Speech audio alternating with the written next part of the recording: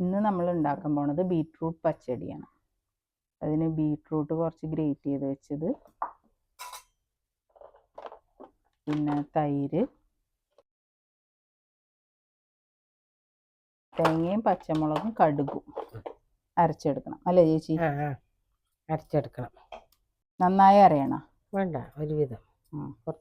അപ്പോൾ ഒരു അരക്കപ്പ് തേങ്ങയല്ലേ ഉണ്ടാവുള്ളൂ? അരക്കപ്പ് ഉണ്ടാവുള്ളൂ.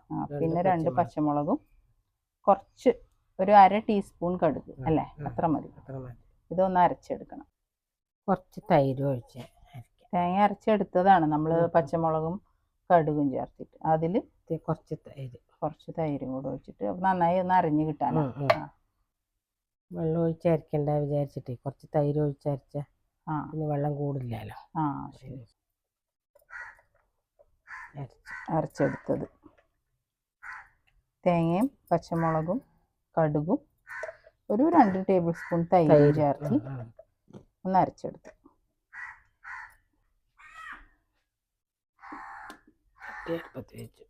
ചട്ടി ചൂടായി, കുറച്ച് എണ്ണ ഒഴിക്കുക. വെളിച്ചെണ്ണ, ഉലുവ, കുറച്ച് കടുക്,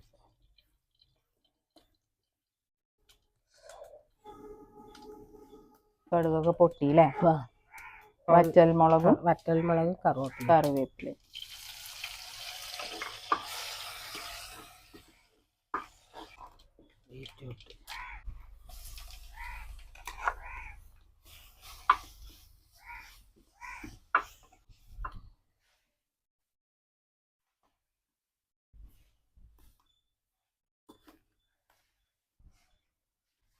ഇതായി. കുറേ നേരം കുക്ക് ചെയ്യേണ്ട ആവശ്യമില്ല, ഒരു 3 മിനിറ്റ് ഒക്കെ ആക്കിയാൽ പോരെ? അത്ര മതി. അപ്പോഴേക്കും അതാവും. അരച്ച് വെച്ച് ചേർക്കുക.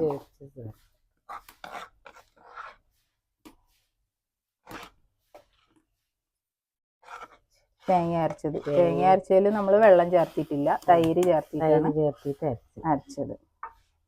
അപ്പോൾ വെള്ളം പോലെയുള്ള കറിയല്ല അല്ലേ? വെള്ളം പോലെയുള്ളതല്ല, പച്ചടി ഇങ്ങനെയല്ലേ? നമ്മളെ ഇലയിൽ വിളമ്പുമ്പോൾ ഒഴുകി പോവാണ്ട് ഇങ്ങനെ ഇരിക്കണം അല്ലേ? അപ്പോൾ നമ്മൾ തൈരൊക്കെ ഇതിൽ ആ തേങ്ങയുടെ കൂടെ അരച്ചപ്പോൾ ഉള്ള തൈര് മാത്രം ചേർക്കണുള്ളൂ. വേറെ കൂടുതൽ തൈരൊന്നും വേണ്ട അല്ലേ? ഒരു 2 ടേബിൾ സ്പൂൺ തൈര് മതി അല്ലേ? അത്ര മതി. അപ്പൊ കറി റെഡിയായി. ഉള്ളൂ പണി. കൂടുതൽ വയ്ക്കുകയാണെങ്കിൽ കൂടുതൽ വേണമെങ്കിൽ കൂടുതൽ തൈര്. പക്ഷെ ഇപ്പൊ നമ്മള് ഒരു ബീറ്റ്റൂട്ട് എടുത്തിട്ടുണ്ടാവും. ഒരു ബീറ്റ്റൂട്ട് എടുത്തിട്ടുള്ളൂ. അപ്പൊ അതിന് ഒരു 2 ടേബിൾ സ്പൂൺ തൈര് മതി അല്ലേ? അത്ര മതി. ഒരു 1/2 കപ്പ് തേങ്ങ, അത്രയൊക്കെ മതി. പിന്നെ ഉപ്പും എരിവൊക്കെ ആവശ്യത്തിന്. അപ്പൊ ബീറ്റ്റൂട്ട് പച്ചടി റെഡിയായി.